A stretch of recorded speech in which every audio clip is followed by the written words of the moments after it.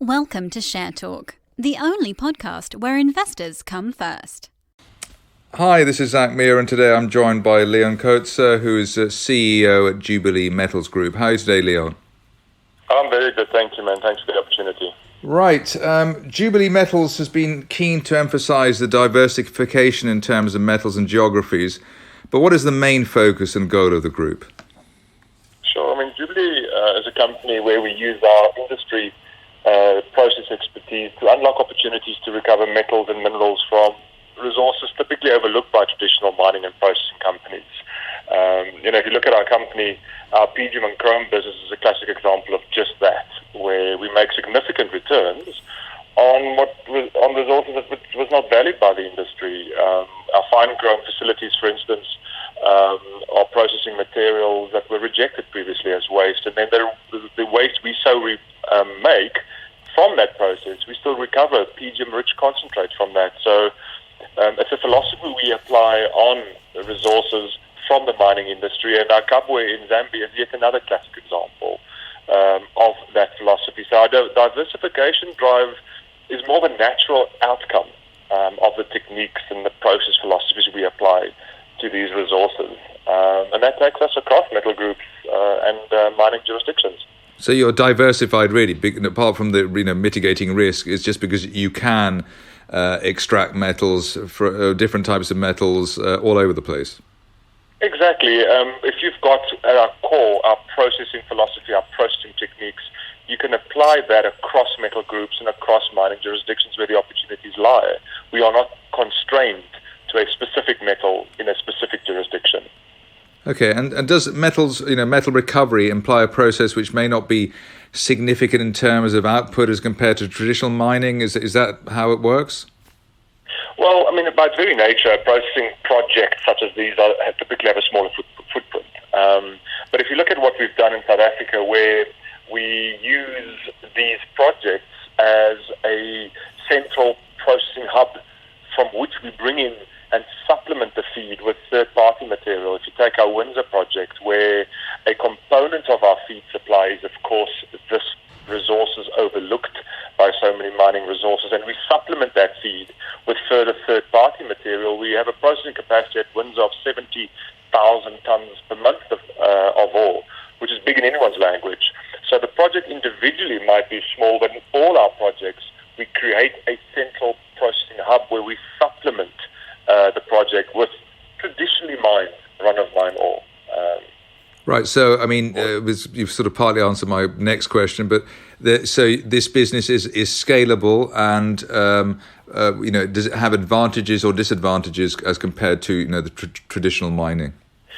Yeah, scalable for sure. If you look at again at our company, how we grew a couple of 2-3 years back, we had Silicon Chrome, where initially we started on 20,000-25,000 tonnes a month.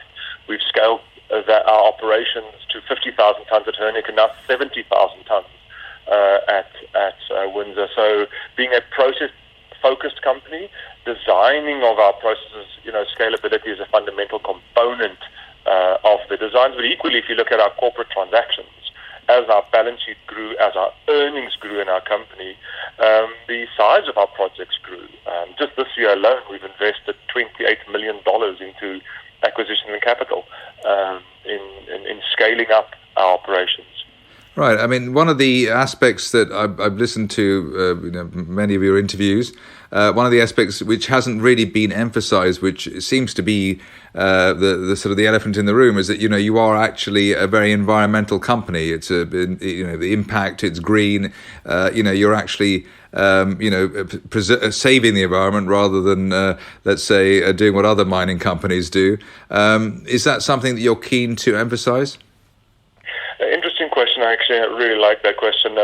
Yes, so from the outset, it's another area where Jubilee distinguishes itself from our competitors. We run a very strict, what we call zero effluent policy in all our designs. That basically means that all effluent we create from our processes is either contained or fully sterilized to avoid any continued environmental contamination or endangering people's health going forward.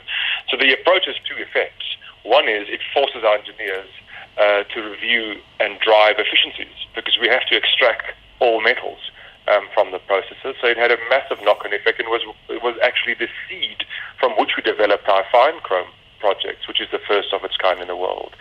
And the other component of it is it draws us into debates with large established companies because they know they're working with a responsible processor, and we're getting backing from government. It's the Zambian government to review their waste portfolio in the country because they know, as you said, part of our process or a natural outcome of our process is, in fact, the rehabilitation drive, which is the outcome of what we do.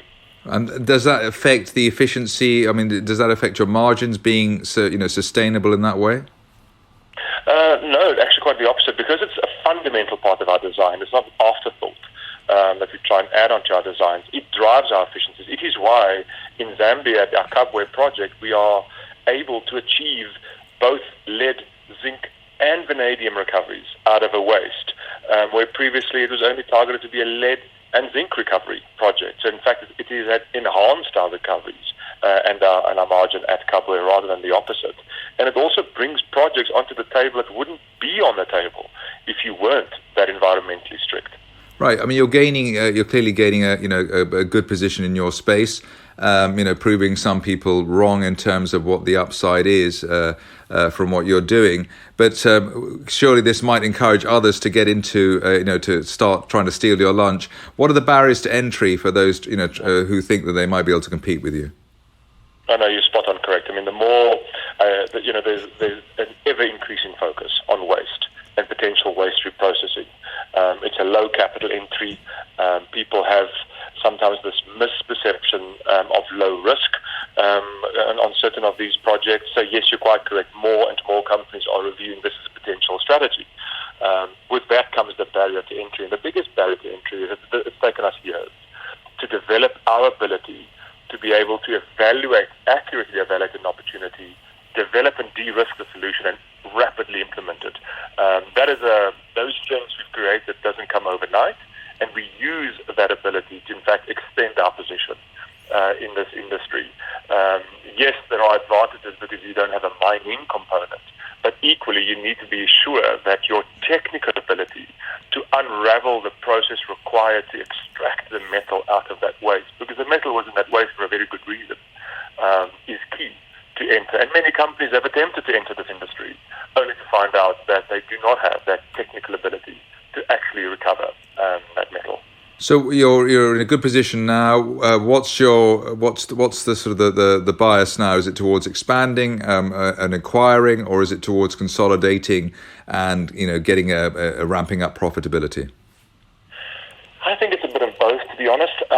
Yes, we are consolidating our platinum group metals and our chrome footprint in South Africa because we've established ourselves as a dominant player in that space. So we're certainly looking at consolidating those operations and have a natural expansion of those operations in South Africa. But at the same time, we've worked so hard to take this leading position in this processing and waste reprocessing industry that we want to capitalize on that lead. And we are offered so many opportunities within Africa, Southern Africa, and other mining jurisdictions. We definitely are pursuing that growth to diversify our earnings, grow our earnings, before simply consolidating what we've got. And how much, as you've diversified across different metals, how much do the prices of those metals and the volatility there affect your business? And can you sort of turn the tap off and turn the tap on easily when depending on the conditions? Yeah, sure. Well, of course, we are exposed to metals, but because every single project we have has a multi-metal component to it. For example, in South Africa, where we are exposed to both chrome and PGMs at a single project, while chrome might be currently suffering from depressed prices, we at the same time have palladium and rhodium having an exceptional year on prices. So the earnings of such a project is well buffered from a single metal group experiencing a short-term slump. Equally to that, because we don't have the mining cost component on our projects, we are naturally buffered from being placed at the very bottom end of cost per ton of metal produced. So yes, we are well buffered. multi-metal strategy. In Zambia is no different, where we have copper, lead, zinc, and vanadium from a single project, and there's that cross-buffering happening on that project. But being a surface project, it's equally simpler to have to turn off that project if ever one had to reach that point, although it's very unlikely with these type of surface projects. Right, and clearly Kabwe is a key project. What are the timelines there to look out for?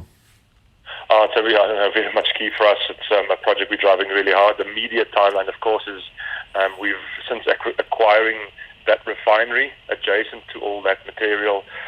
We have brought the acid plant back into operation already. Our copper recovery circuit is into operation, and we started plating our first copper, a very exciting moment on that project. So this month of October, we're starting to plate our first copper product from that refinery. Our next key target then kick in is, of course, the zinc and vanadium circuits, which are currently under construction. They set to come into operation within the first half of next year, and then lead will follow towards the end of towards the end of next year. It's big drivers on that project. Very excited with the first copper coming out, and looking forward to delivering the first zinc and vanadium within the first half of next year on that project. And what can you tell me about the earnings growth that you've had to date? How is that panning out? Sure. If you look at our company, we've had an exceptional past 2 years. We've gone from having a Dillicon Chrome project to adding on the Hernick Platinum Group Metals project to adding on the Windsor Chrome project. This year we commissioned our Northern joint venture Platinum project, and of course Kabwe kicking in now onto its copper production, and next year with the zinc and vanadium coming in. We've been able to deliver this exceptional earnings growth half year on half year.